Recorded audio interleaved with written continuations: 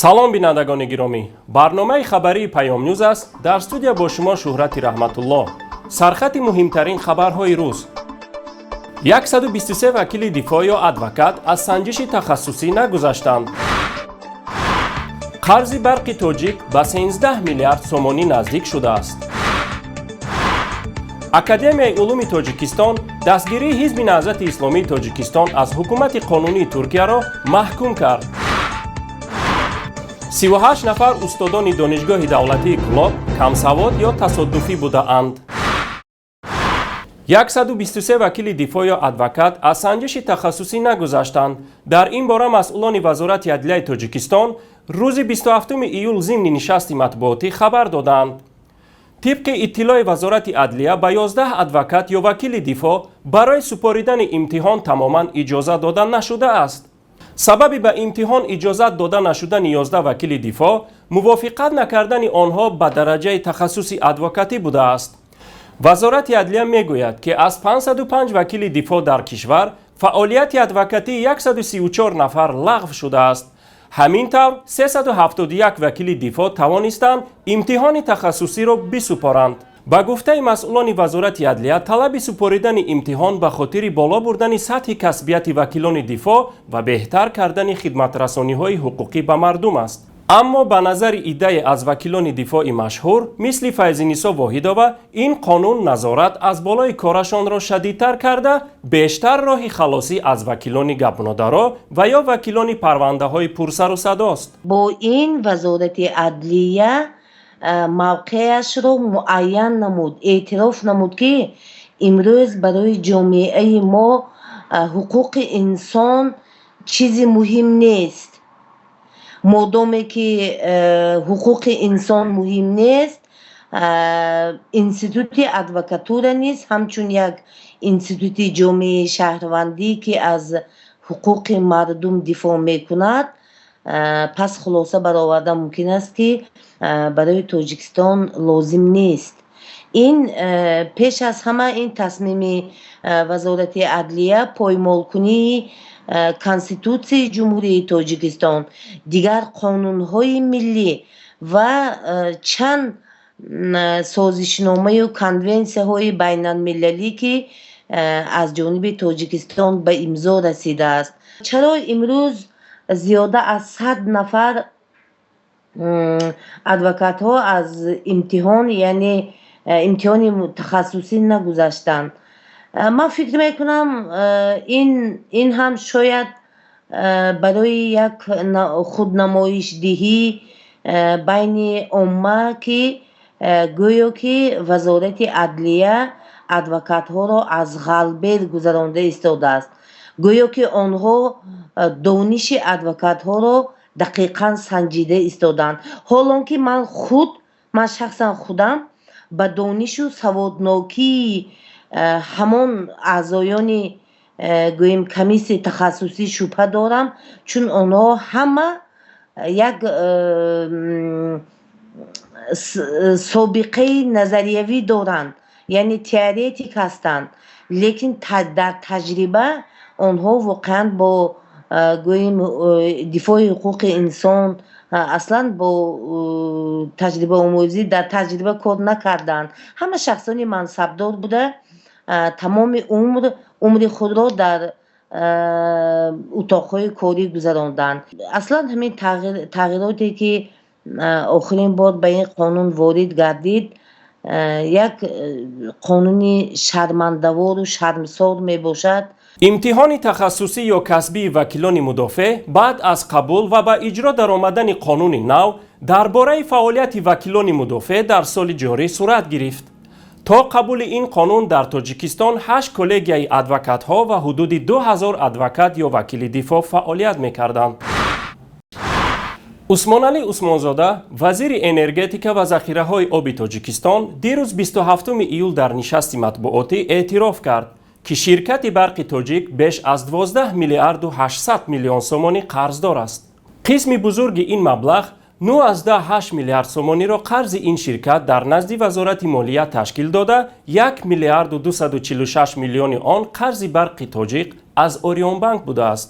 در همین حال تنها دوام یک سال اخیر قرض این شرکت 58.7% افزوده است. اما عثمانزاده معتقد است که با وجود مفلس شدنش امکان ندارد که این شرکت مفلس اعلان شود، چون در آن بیش از 10,000 نفر کار میکنند. اما چرا شرکتی که عملاً باید سردرآمدترین شرکت کشور باشد مفلس شده است؟ سید محیدین دوست محمدیان کارشناس تاجیک در شرح این خبر نوشته است: 9 میلیارد و 800 میلیون سومانی بودجه، یعنی مردم کشور با شمول من و شما را یک منصبدار، مشخصاً وزیر مالیه عبدالسلام قربانوف که بنده در سواد اقتصادی داشتنش سخت شبهه دارم، به شرکت داده است که فساد زده ترین است.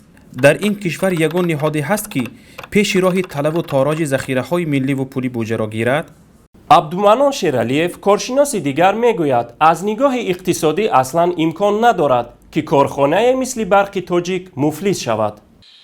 از نگاه اقتصادی اصلا امکان ندارد که کارخانه مثل برق تاجیک مفلس شود. این گونه کارخانه‌ها که به فروش منابع طبیعی مشغولند که برق در تاجیکستان میشود منابع طبیعی گفت، منبع طبیعی گفت، چون برای استحصالش کمتر از نفت مصرف میشود، باید از درآمدترین کارخانه‌ها باشند. مفلس شدن یک طرف، ضرر دیدن یک چنین شرکت تنها دلیل آن بوده میتواند که فساد و دزدی در آن ریشه‌ای شده است. اما از اینکه تنها در یک سال اخیر قرض این شرکت قریب 60% افزوده است و به 13 میلیارد نزدیک شده است و این مبلغ برابر به 70% بودجه کشور است، باید بانک خطر زده شود. این گواه آن است که در آستانه تجزیه این شرکت، یعنی الان که میخوان شرکت تجزیه کنند، یک گروه میکوشد تا حد امکان این شرکت غارت کند و مطمئنم هست که از آب خشک خواهد برآمد.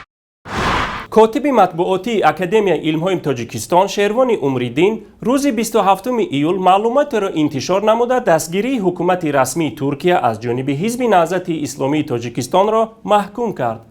در این اظهارات خود شروان عمریدین جانبداری پیروان حزب نهضت اسلامی تاجیکستان از حکومت قانونی ترکیه را در کودتای نافرجام چند روز پیش زیر بار تنقید کشیده گفت: این گروه از غلبه حکومت ترکیه بر بالای تبدلاتچان خوشنودی کرده با خوشامدگویی تملق‌کاری اردوغان را وصف نمودند و در رسانه‌های خبری و شبکه‌های اجتماعی اظهار نظر بیان داشتند که گویا اکثر مردم این کشور آن شب به میدان‌ها برای حفظ لیدر خود برآمده‌اند. این عمل ننگین و پست مسئولان و جانبداران حزب نهضت اسلامی تاجیکستان بی منطق و تعجب آور است، زیرا آنها در ماه سپتامبر سال گذشته خودشان در تاجیکستان کوشش کرده بودند که با راه تبدلات حاکمیت را غصب سازند و ساخت کنستیتوسیونی را برهم دهند، اما بعد مغلوب و سرکوب شدند به ترکیه فرار کرده بودند. حالا باشد مخالف چنین تبدلات برآمده آن را محکوم می‌سازند و حکومت یک کشور بیگانه را دستگیری می‌نمایند. باباجان قیومزاد مسئول دفتر خاور میانگی حزب نهضت اسلامی تاجیکستان در واکنش به این حرف‌های شروان عمریدین گفت: پیش از همه باید گفت که اصلا این مقاله یک مقاله فرمایشی و در اون اصلا هیچ نشانی از علم وجود ندارد، زیرا اصلا مقاله علمی باید در اون یک تحلیل و تحقیق دیده شود. دوما اینکه وقتی درباره کودتای تاجیکستان و کودتای ترکیه سخن می رود، باید یک مقایسه جدی بین این دو کودتا داشته باشیم. برای مثال به اصطلاح کودتایی که در تاجیکستان شد خیلی برای همه مردم ناروشن باقی مانده است و اصلا برای مردم سوالهای زیادی را به وجود آورده است. اگر در ترکیه کودتا شد، کودتاچی‌ها آشکارا رفتن قصر ریاست جمهور را گرفتن، پارلمان کشور را گرفتن، این تلویزیون مرکزی دولتی رو گرفتند و از اونجا بیانیه خودشون پخش کردند. در تاجیکستان چی؟ مگر معاون وزیر دفاع حاجی حلیم نظرزاده کجا رو گرفت؟ اگر کودتا ساخته خود حکومت نمیشد، حاجی حلیم با اون قدر مقدار سلاح زیاد و با اون قدر نفرات میتونست حداقل رفته قصر ریاست جمهور، تلویزیون یا وزارت کارهای داخلی یا حداقل همون وزارت دفاع رو میگرفت. ولی چرا این کارو نکرد؟ مگر کودتا آدمی کودتا میکردگی و کوه میرود؟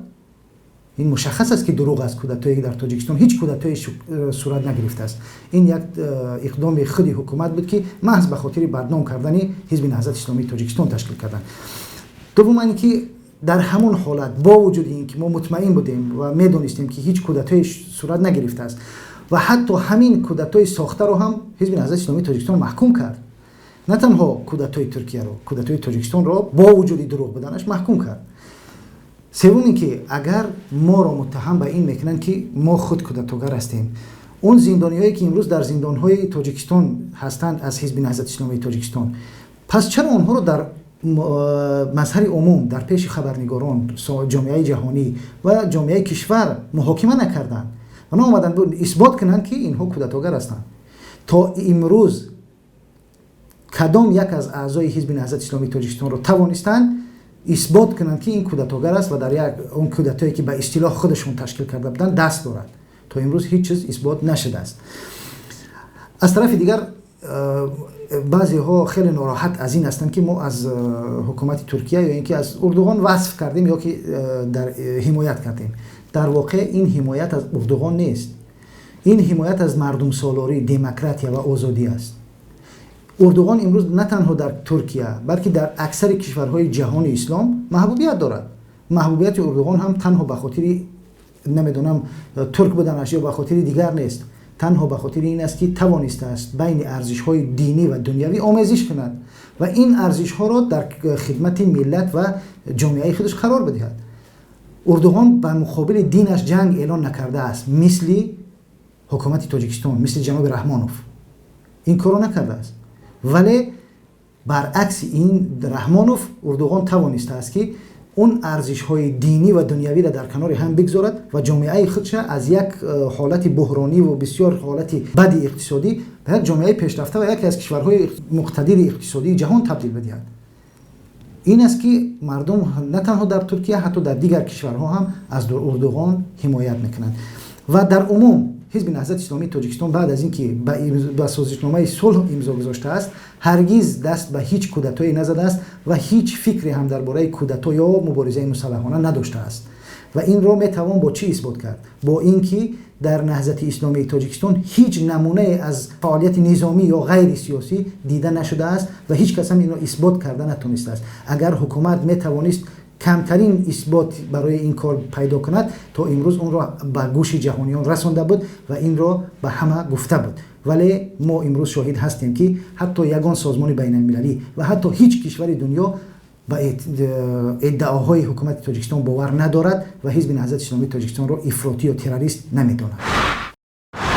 38 نفر استاد دانشگاه دولتی کلاب به علت کمسوادی و تصادفی بودند از کار برکنار شده‌اند. در یک نشست خبری مسئولان دانشگاه گفتند سنجش دانش استادان در پی شکایت دانشجویان برگزار شده است. عبدالله حبیب الله رئیس دانشگاه دولتی کلاب میگوید ما تلاش داریم که دانشگاه را از شخصان تصادفی و پرخور تازه نماییم. کمیسیون با صلاحیت دانشگاه بعد سنجش‌های تکراری به خلاصه رسید که ده‌ها استاد به طلبات موافق نیستند. به خاطر شفافیت روند سنجش بعضی استادان را تکراراً امتحان کردیم ولی نتیجه باز هم منفی بود. بعضی استادان دانشگاه از اشتراک در سنجش تکراری دست کشیدند. همین نفرانی که از کار آزاد شدند به طلبات مکاتب عالی جوابگو نبودند. تا حال به ما فشار و تهدیدها هست که این استادان باید در دانشگاه بمانند، اما با این شرایطی که دانشگاه کلاب دارد دیگر بهای در کار نیست. شرافت خدایدادова معاون رئیس دانشگاه دولتی کلاب در زمینه از کار رانده شدن ده‌ها استادان دانشگاه میگوید در وقت گرفتن دیکتانت سنجشی از زبان تاجیکی استادان آشکار شدند که از 9 تا 12 اشتباه داشتند. اکنون مختصر از رویدادهای جهان و منطقه. تابستان سال جاری ایالات متحده آمریکا به جمهوری اسلامی افغانستان 800 نفر دیگر از سربازان نیروی هوایی خود را خواهد فرستاد. این گروه 800 نفره با چرخبال‌های نوی بلک هاوک، چینوک و اپاچی مجهز بوده. تاکید می شود که هنگام ضرورت و خاصه حین از میدان جنگ بیرون کشیدن سربازهای زخمی به کار برده می شوند. در ولایت کوستنای قزاقستان در نتیجه برخورد اتوبوس مسافربر با ماشین بارکش در شاهراه یکاترینبورگ الماتا 37 نفر آسیب دیده‌اند. 6 نفر به هلاکت رسیده‌اند. بنا به اطلاع رسانه‌های خبری در میان آسیب دیدگان 1 نفر شهروند تاجیکستان نیز بوده است. 13 نفر شهروندان روسیه آسیب دیدند و از 6 نفری به هلاکت رسیده 2 نفر شهروند روسیه و 3 نفر شهروند قزاقستان بوده‌اند. شخصیت یک فوتیده دیگر معلوم نشده است. کمیسیون اروپا پرداختی که از 4 میلیارد یورو به ترکیه برای دستگیری گروزگان سوریه را تصدیق کرد. مبلغ برای معارف، منزل، اینفراستراکتور اجتماعی و کمک اجتماعی و اقتصادی مصرف خواهند شد. گفته از سخنگوی کمیسیون اروپا. قبلا اروپا طبق قراردادش با ترکیه 740 میلیون یورو پرداخت کرده بود. همگی اروپا باید 3 میلیارد دلار برای کمک به گروزگان پرداخت کند. با گفته رجب طیب اردوغان رئیس جمهور ترکیه، این کشور تا امروز 3 میلیون مهاجر قبول نموده 12 میلیارد یورو مصرف کرده است. با همین برنامه خبری پیام نوز به آخر رسید. با ما باشید. خیر تا روز دیگر. خدا حافظ.